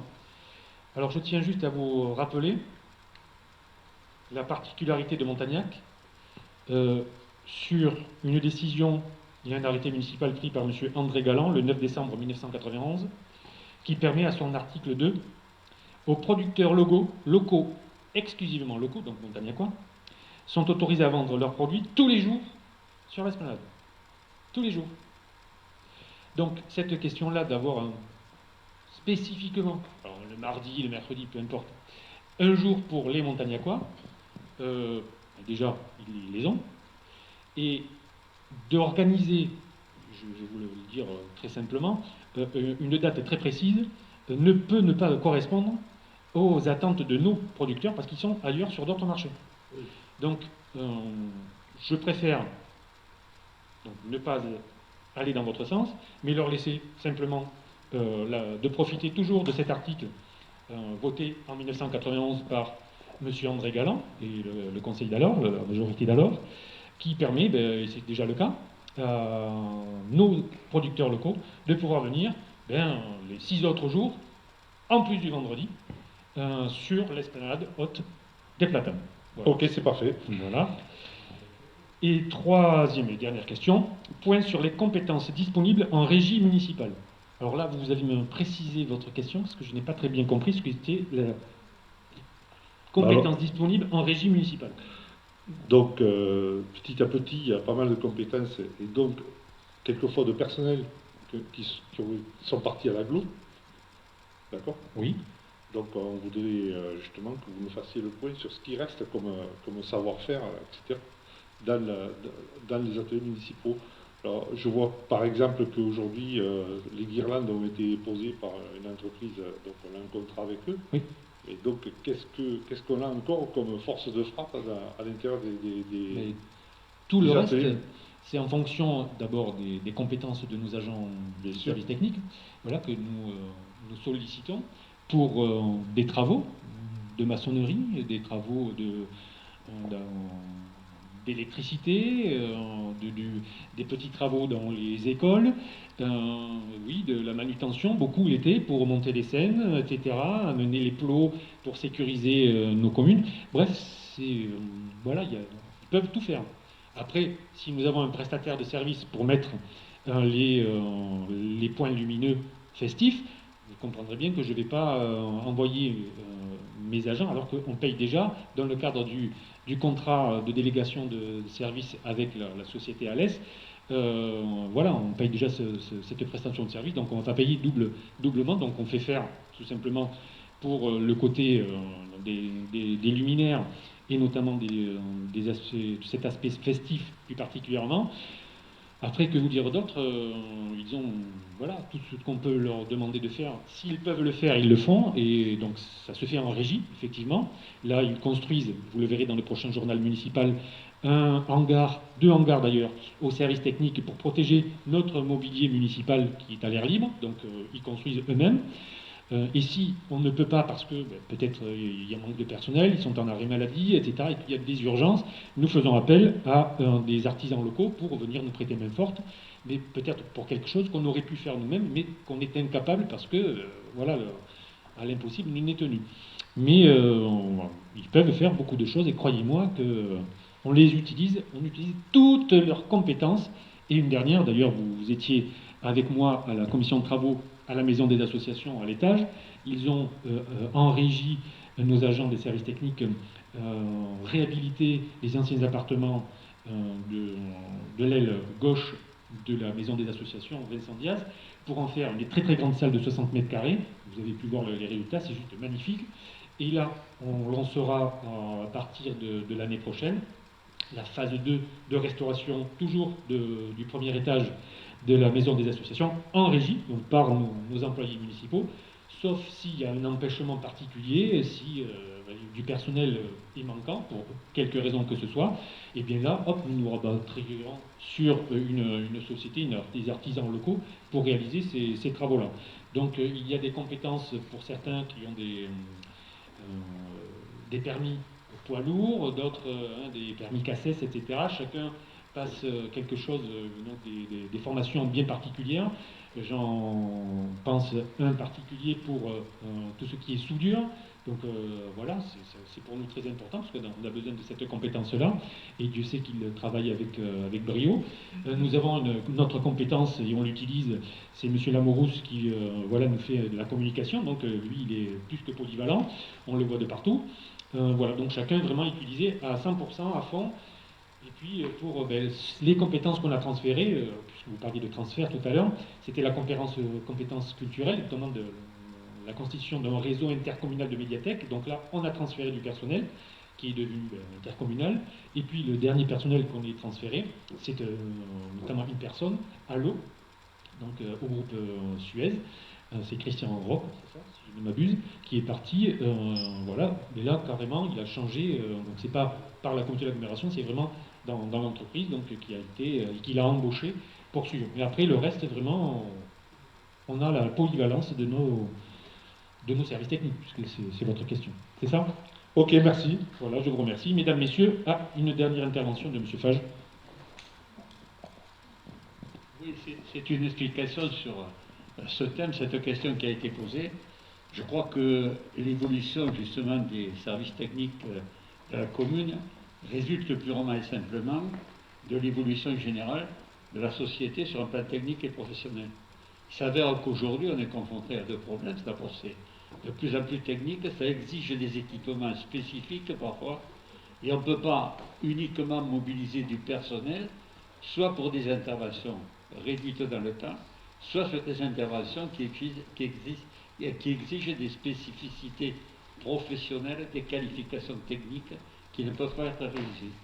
Comme vous avez pu le constater par l'exposé de M. le maire, on a besoin, je dirais, d'une équipe technique polyvalente qui, bien évidemment, se complète et peut exercer tous les travaux basiques dont nous avons besoin. Sur le reste, c'est l'explication. Le transfert des compétences aussi qui se sont faites en matière d'eau et d'assainissement, transfert dans un certain nombre de parties de services, je prends sur la maison de retraite par exemple. La maison de retraite, c'est aussi une réflexion de fond. C'est en fait un CCS et un conseil municipal doit en toute modestie et humilité considérer qu'il n'a pas l'envergure, qu'il n'a pas les qualifications nécessaires pour traiter des problèmes aussi délicats que les soins ou autres. Donc on a pratiqué une politique de délégation de services dans des conditions tout à fait, je dirais, éclairées, tout à fait réfléchies, et qui visent purement et simplement à donner un meilleur service aux Montagnacois pour, je dirais, finalement, un équilibre économique au niveau de la commune. C'est ce but. C'est pas du tout supprimer ou faire en sorte que les services soient réduits. C'est une évolution qui, je crois, est nécessaire au niveau des collectivités pour répondre à l'heure actuelle sur un plan d'équilibre financier de leur budget et pour répondre au niveau de la technicité et de l'équipement nécessaire pour la réalisation de tous ces services et de tous ces travaux. Merci Monsieur Fage pour ces précisions. Mesdames, Messieurs, le conseil municipal est clos. Je vous remercie. Bon retour à vous et protégez-vous.